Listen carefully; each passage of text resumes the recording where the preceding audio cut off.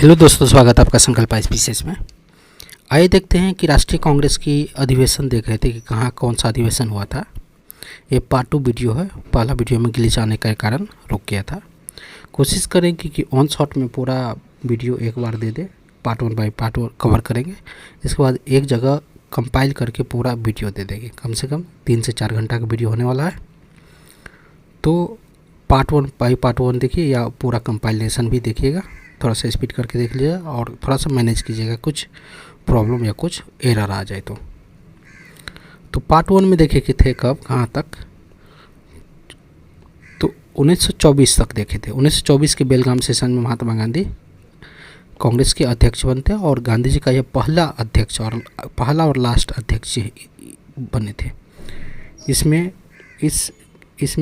गांधी जी क्या करते हैं, इस अधिवेशन में गांधी दास पैक्ट के अनुसार स्वराज पार्टी को यह अधिकार दिया गया था कि कांग्रेस की अविभाज्य अंग के रूप में रहकर ही मंडलों में प्रवेश ले, विधान मंडलों में प्रवेश ले तथा सरकार की नीतियों का विरोध करे। और केवल गांधी जी ही एकमात्र अधिवेशन के गांधी जी केवल एक ही ऐसी अधिवेशन है इसके अध्यक्ष रहे थे, जो बेलगाम सेशन का 1924 का। इसमें क्या बोला था कि स्वराज पार्टी को कांग्रेस का अविभाज्य अंग रहकर ही विधानमंडलों में प्रवेश के लिए सरकार की नीतियों का विरोध करे। इसको थोड़ा सा समझने की कोशिश करते हैं। क्या होता कि 1922 सेशन में गया में सेशन होता है। CR दास इस सेशन के अध्यक्ष रहते हैं। प्रेसिडेंट CR दास रहता है।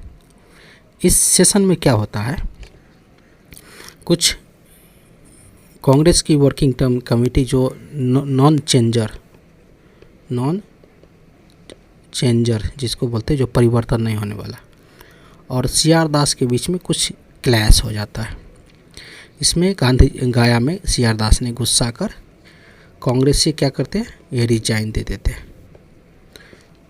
1922 ईस्वी में कांग्रेस से रिजाइन देते हैं, कांग्रेस से हट जाते हैं। उसके बाद फरवरी के आसपास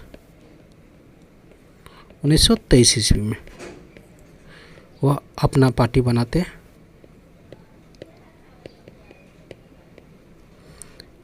क्या नाम रहता पार्टी का, स्वराज पार्टी।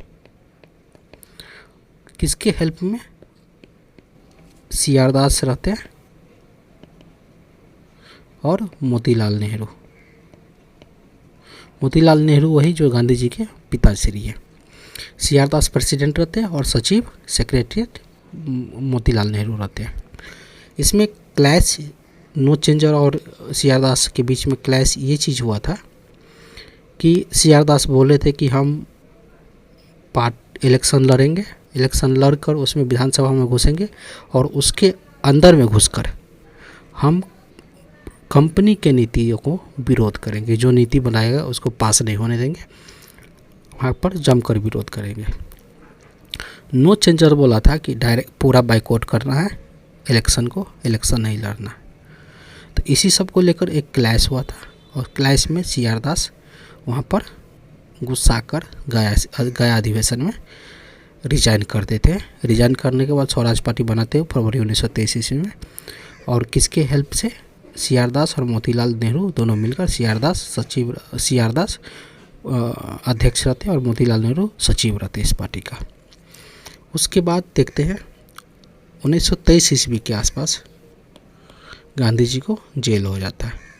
गांधी जी को जेल हो जाने के बाद इस ग्रुप को कोई लीडर नहीं रहता है। लीडर हो जाने के बाद गांधी जी को क्या बोलते हैं उसको, किस बीमारी की वजह से उसको जेल से छोड़ दिया जाता है। उसके बाद 1924 में अधिवेशन में भाग लेते हैं।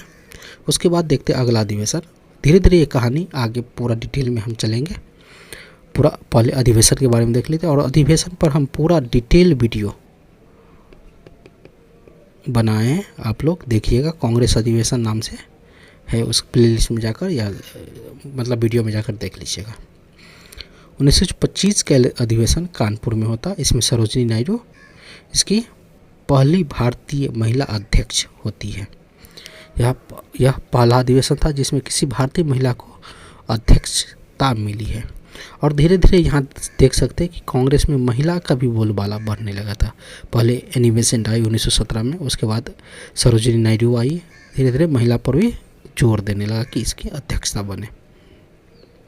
उसके बाद 1928 के कलकत्ता में अधिवेशन होता है, उसमें मोतीलाल नेहरू अध्यक्ष बनते। इस अधिवेशन में नेहरू रिपोर्ट पर मुख्य प्रस्ताव पारित किया जाता है।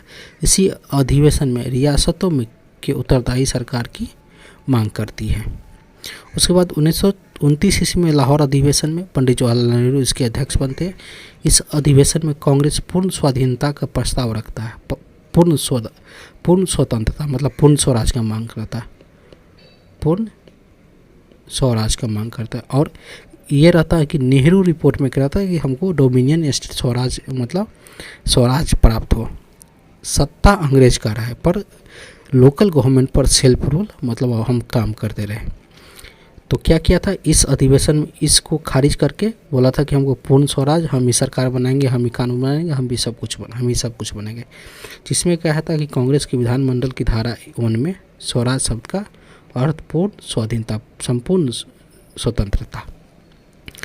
इसके बाद 1930 में अधिवेशन नहीं होता क्योंकि यहाँ पर सिविल डिसओबीडियंट मूवमेंट लागू हो गया, सभी ने अवज्ञा आंदोलन होता।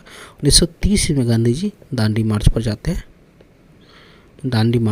हैं और 1930 ईस्वी में ही देखते हैं कि वहाँ के ब्रिटिश के प्राइम मिनिस्टर रॉमसे मैकडोनाल्ड रहते हैं।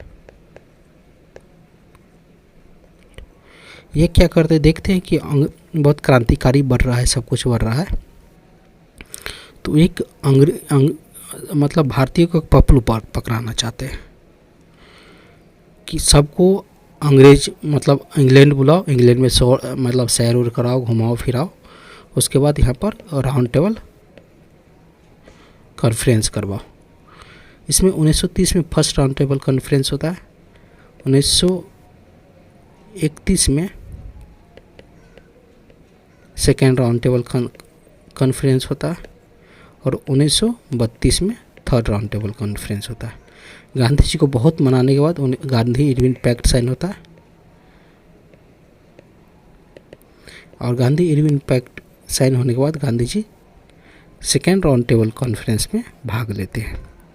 फर्स्ट राउंड टेबल कॉन्फ्रेंस में कांग्रेस टोटली बाइकआउट थे, सेकेंड राउंड टेबल में गांधी जी भाग लेते हैं सोल रिप्रेजेंटेटिव बनकर, मतलब कांग्रेस का गांधी जी भाग लेते हैं। उससे थर्ड राउंड टेबल को कांग्रेस फिर से बाइकआउट करते हैं।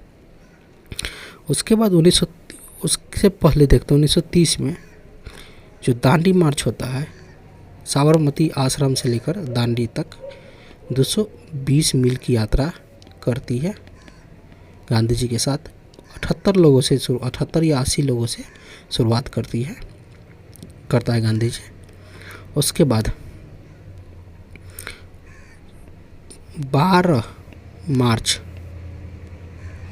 1930 से दांडी मार्च स्टार्ट होता है और 6 अप्रैल 1930 को समाप्त होते हैं। टोटल 24 दिन की यात्रा रहती है और इसमें में साल्ट लो ब्रेक होता है और बिहार में भी बहुत जगह होता है, जैसे पटना में नखास पिंड में स्टार्ट होते, चंपारण से, सारण से। तो ये सभी को एक एक करके देखेंगे। ये आगे के ओवरव्यू है, हम राष्ट्रीय आंदोलन में क्या क्या पढ़ेंगे। उसके बाद 1930 ईस्वी में ही धरना साल्ट पर हम मतलब धरना साल्ट पर क्या होता है, गोदाम पर हमला करने वाले रहते हैं। इससे पहले 5 मई को गांधी जी को गिरफ्तार कर लिया जाता है। उसके बाद गांधी जी को क्या करते हैं, राउंड टेबल कॉन्फ्रेंस में लाने के लिए इरविन ने उसको गांधी जी को जेल से रिहा कर देते हैं। उसके बाद 5 मार्च 1930 में गांधी इरविन पैक्ट पर सिग्नेचर होता है। गांधी जी बहुत सारा मुद्दा रखता है कि जितना पॉलिटिकल प्रिजनर है उसको छोड़ना है। उसके बाद गांधी जी पर भी शर्त रखता कि आपको सभी ने अवज्ञा आंदोलन वापस लेना है। गांधी जी भी मान जाते हैं, पर वहाँ कहीं लिखा नहीं था कि भगत सिंह को फांसी रोकना है। कभी 23 मार्च 1931 ईस्वी को भगत सिंह की फांसी होना था, हुआ है, वहाँ पर कहीं लिखा नहीं था कि भगत सिंह को फांसी होना था। उसके बाद 26 मार्च से 1931 ईस्वी में कराची अधिवेशन होता है। इसमें सरदार वल्लभ भाई पटेल इसकी प्रेसिडेंट रहते। यहाँ पर गांधी जी इस अधिवेशन में भाग लेने पहुँचते तो गांधी जी को वहाँ पर काला झंडा दिखाया जाता है। तो यहाँ पर गांधी जी बोलते हैं कि गांधी मर सकता है पर गांधीजम गांधीवादी नहीं मर सकता है। तो ये सब बहुत सारा कहानी है, सारा कहानी को एक एक करके हम देखेंगे, लेकर चलेंगे। आप लोग चैनल के साथ बने रहे और ये सब बहुत इम्पोर्टेंट होने वाला है आने वाले बिहार एग्ज़ाम में, तो आप लोग चैनल के साथ बने रहे। हम शुरुआत करते हैं कांग्रेस के अधिवेशन से, शुरुआत करते हैं यहाँ से। क्या होता 1925 ईस्वी में सरोजिनी नायडू कानपुर के अधिवेशन में पहली भारतीय महिला अध्यक्ष बनते हैं। उसके बाद 1928 में मोतीलाल नेहरू इस नेहरू रिपोर्ट प्रस्तावित होता है। इस अधिवेशन में रियासतों में उत्तरदायी सरकार की मांग की गई है।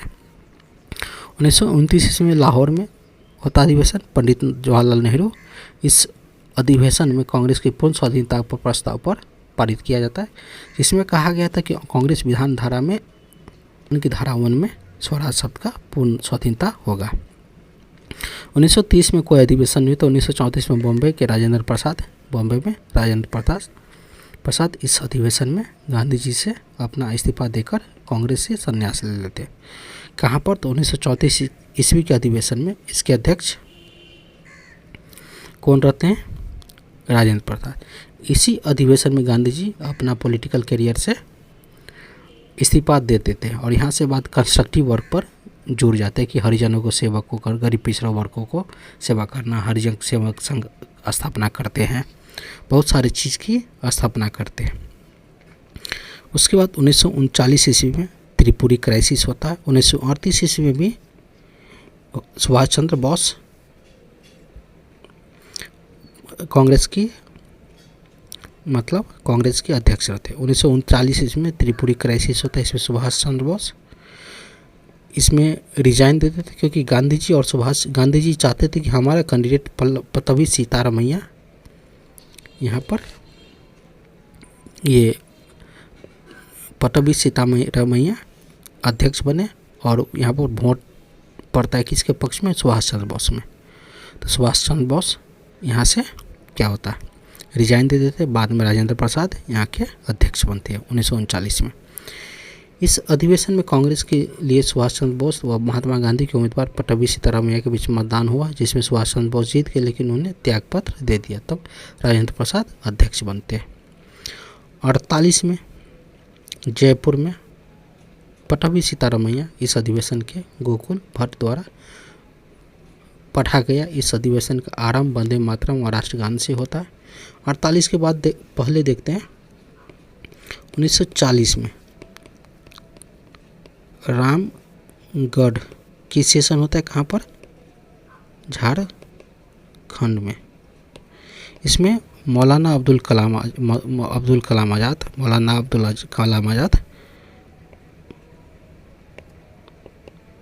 इसके अध्यक्ष बनते हैं और ये बहुत लंबे तक अध्यक्ष बनने का रिकॉर्ड 1940 से लेकर 1944 के आसपास अध्यक्ष रखते हैं। लंबे समय तक अध्यक्ष रहने वाला मौलाना अब्दुल कलाम आज़ाद ये रहते हैं। उसके बाद मौलाना अब्दुल कलाम ने मौलाना आज़ाद। उसके बाद 48 में जयपुर में पट्टभी सीतारामैया इस अधिवेशन में अभिभाषण गोकुल भट्ट द्वारा पढ़ा गया। इस अधिवेशन का आरंभ वंदे मातरम राष्ट्रीय गान से हुआ था। थोड़ा सा फैक्ट देखते हैं। कांग्रेस के प्रथम अधिवेशन के अध्यक्ष WC बनर्जी रहते हैं। प्रथम मुसलमान बदरुद्दीन तैयब रहते हैं। प्रथम यूरोपियन जिसने कांग्रेस के अधिवेशन की अध्यक्षता की है जॉर्ज यूले रहती है। प्रथम महिला जिसने कांग्रेस के अधिवेशन के संबोधन किया था कदमनी गांगुली। कांग्रेस अधिवेशन को संबोधित किया था कदमनी गांगुली। प्रथम यूरोपीय महिला, प्रथम महिला अध्यक्ष जिसने कांग्रेस के अधिवेशन की अध्यक्षता की थी एनी बेसेंट। एनी बेसेंट एक आयरिश महिला थी। इस अधिवेशन में पहली बार भारत के राष्ट्रीय गीत वंदे मातरम गाया गया था 1996 कलकत्ता अधिवेशन में। इस अधिवेशन के रहमतुल्लाह सियानी अध्यक्ष रहते, दूसरे मुसलमान रहते, सेकंड मुस्लिम, और उसने स्वयं इस गीत को गाया था। जो वंदे मातरम बंकिम चंद्र चटर्जी जी का उपन्यास है आनंदमठ, वहाँ से लेता है। और आनंदमठ क्या पर सन्यासी रिवोल्ट हुआ था, न्यासी रिवोल्ट होता है कब 1763 से लेकर 1800 ईस्वी के आसपास। इस रिवोल्ट पर लिखा गया वंदे मातरम मतलब आनंदमठ, वहाँ से यह गीत लिया गया था। उसके बाद भारत की आज़ादी के समय जेबी कृपलानी कांग्रेस के अध्यक्ष रहते। स्वतंत्रता के बाद 1947 में कांग्रेस का विशेष अधिवेशन नई दिल्ली में डॉक्टर राजेंद्र प्रसाद की अध्यक्षता में संपन्न होता है। कांग्रेस की सबसे ज़्यादा समय तक और सबसे कम उम्र में अध्यक्ष बनने वाले अब्दुल कलाम आज़ाद रहता है 1940 से 1945 तक। उसके बाद देखते हैं प्रमुख यूरोपियन जिसने कांग्रेस की अध्यक्षता की है। जॉर्ज यूले 1988 के में इलाहाबाद के कांग्रेस अधिवेशन में जो प्रथम यूरोपियन अध्यक्ष थे। अल्फ्रेड वेब 1984 में मद्रास के अधिवेशन में। हेनरी कार्टन 1904 में बॉम्बे अधिवेशन में अध्यक्ष है। एनी बेसेंट 1917 में कलकत्ता अधिवेशन में अध्यक्षता की है। उस बाद कांग्रेस के संबंध में महत्वपूर्ण वक्तव्य देखते हैं। कांग्रेस लड़खड़ा कर गिर रही है। भारत में हुई मेरी इच्छा है कि इसकी शांतिपूर्ण अवसान में अपना सहयोग दे सको, वायसराय कर्जन द्वारा ये कहा गया था। लॉर्ड डफरिन के दिमाग का उपज है, लाला लाजपत राय ने कहा था इसके बारे में। कांग्रेस एक प्रकार की याचना करने वाली संस्था, विपिन चंद्र पाल ने कहा था। और इस वर्ष में एक बार मेढक की तरह टराएंगे तो कुछ नहीं मिलेगा, बाल गंगाधर तिलक ने कहा था। यदि वर्ष में एक बार हम मेढक की तरह टराएंगे तो कुछ नहीं मिलेगा, बाल गंगाधर तिलक ने कहा था। क्योंकि इसलिए बोले थे कि कांग्रेस की अधिवेशन होता वर्ष में एक बार, और वर्ष में एक बार हम मेढक की तरह टाई करेंगे तो हमको कुछ नहीं मिलने वाला, इसका कहने का मतलब ये था। इसके बाद यहाँ से देखते हैं राष्ट्रीय आंदोलन की, कांग्रेस की प्रथम चरण का राष्ट्रीय आंदोलन जो 1885 से लेकर 1905 के ईस्वी में पहले भी बता चुके, इसको डिवाइड किया। इसमें क्या रहता है, उदारवादी चरण क्या है 1885 से लेकर 1905 तक। कांग्रेस के राष्ट्रीय आंदोलन के प्रथम चरण को 1885 से 1805 तक उदारवादी राष्ट्रीय काल माना जाता है। लिबरल मतलब प्रायर पिटीशन, मतलब कांग्रेस को कंपनी को खत लिखकर कि हमको अपना अधिकार के बारे में बताना, अपना चीज़ों से अवगत करवाना, ये काम करते थे। कांग्रेस के स्थापना के साथ ही उदारवादी नेता ने ब्रिटिश सरकार के अनेक प्रशासनिक, संवैधानिक तथा आर्थिक सुधारों की मांग की थी। उदारवादियों ने अनेक प्रशासनिक सुधारों का लक्ष्य रखा था।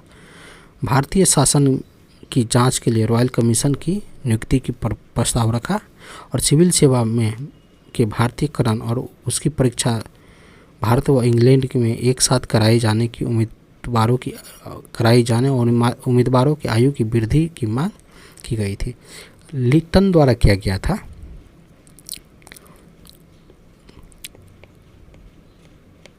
लिटन ने क्या किया था, आयु सीमा 21 वर्ष से घटाकर 19 वर्ष कर दिया था सिविल सर्विस में, इस पर भी मांग किया गया। उसके बाद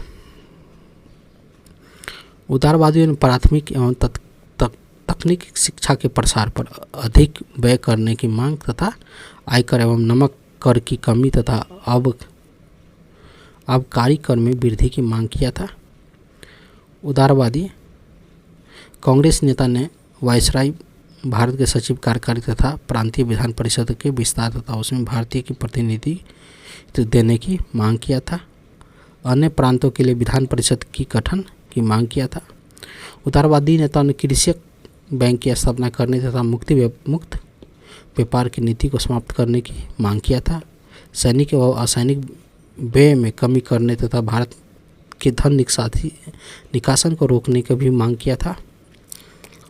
इस चरण में कांग्रेस प्रतिवर्ष अधिवेशन करती थी और प्रस्ताव पारित किए जाते थे कि इन प्रस्तावों को भारत सरकार द्वारा सचिव ब्रिटिश सरकार तथा क्राउन के पास प्रार्थना पत्र भेजा जाता था। प्रारंभिक कांग्रेस नेता अपने विचारों तथा कार्यक्रमों इंग्लैंड में प्रचार को बहुत महत्व देते थे। इसका मानना था कि इंग्लैंड में रहने वाले लोग भारतीय अंग्रेजों की तुलना में अधिक उदार और न्यायप्रिय हैं, अतः वे भारत के हितों की आवश्यक कदम उठाएंगे। ये सोच था मतलब उदारवादी के कभी नहीं होने वाला था। उदारवादियों का सबसे बड़ा योगदान आर्थिक क्षेत्र में उन्होंने भारत में ब्रिटिश साम्राज्य की एक सशक्त आर्थिक समीक्षा प्रस्तुत किया था। दादा भाई नौरोजी, रमेश चंद्र दत्त, RC दत्त जिसको थे, DY वाचा ने धन निकासन सिद्धांत को लोकप्रिय बनाया था। उदारवादी तथा नरमपंथी नेता कौन है उदारवादी में? जैसे दादा भाई नौरोजी, फिरोज शाह मेहता, बदरुद्दीन तैयब, गोपाल कृष्ण गोखले, आनंद मोहन बसु। इसको नरमपंथी में कौन हो सकता? दानिश ई वचा, सूर्यनाथ बनर्जी, रमेश चंद्र दत्त, रास बिहारी घोष, मनमोहन घोष। कांग्रेस के प्रथम चरण से संबंधित महत्वपूर्ण तथ्य क्या है? कांग्रेस के प्रथम अधिवेशन की अध्यक्षता के लिए हमने भूमेश चंद्र बनर्जी के नाम प्रस्तावित किया था और KT तलांग ने इस प्रस्ताव को अनुमोदन किया था। कांग्रेस का द्वितीय अधिवेशन कलकत्ता में दादा भाई नौरोजी की अध्यक्षता में होता है। इस अधिवेशन में इंडियन एसोसिएशन कांग्रेस में विलय हो गया था। यही इंडियन एसोसिएशन 1876 में सूर्यनाथ बनर्जी ने स्थापना किया था। द्वितीय अधिवेशन में ही स्टैंडिंग कमेटी का गठन करने का प्रस्ताव रखा गया था। कांग्रेस के तृतीय अधिवेशन मद्रास में सैयद बदरुद्दीन तैयब की अध्यक्षता में हुआ था। यह कांग्रेस का प्रथम मुस्लिम अध्यक्ष थे। अधिवेशन में पहली बार स्थानीय भाषा में हिंदी, तमिल आदि भाषण हुआ था। कांग्रेस का चौथा अधिवेशन इलाहाबाद के जॉर्ज योल की अध्यक्षता में हुए थे। कांग्रेस के प्रथम अंग्रेजी अध्यक्ष थे। कांग्रेस के अधिवेशन 1988 में पहली बार कांग्रेस के विधान का निर्माण हुआ था। इस बॉम्बे अधिवेशन में ब्रिटेन के हाउस ऑफ कॉमन के सदस्य चार्ल्स बिरला भी शामिल हुए थे। बॉम्बे अधिवेशन में कादम्बरी कांग्रेस सम्मेलन को संबोधित करने वाली प्रथम भारतीय महिला थी। ये प्रथम भारतीय स्नातक महिला थी। जुलाई 1879 में इंडियन नेशनल कांग्रेस की ब्रिटिश इकाई की स्थापना लंदन में हुई। इसने इंडिया नाम का पत्र निकालना शुरू कर दिया था। 1900 में लॉर्ड कर्जन ने भारत सचिव को लिखा था कि भारत में कांग्रेस लड़खड़ा और धराशायी हो रही है। भारत में रहते हुए मेरी महान महत्वाकांक्षा है कि मैं इसके शांतिपूर्ण मृत्यु का सहयोग कर सकूं। इसके बाद देखते हैं द्वितीय चरण, नेक्स्ट वीडियो में लेकर आएंगे। तब तक चैनल के साथ बने रहें। धन्यवाद।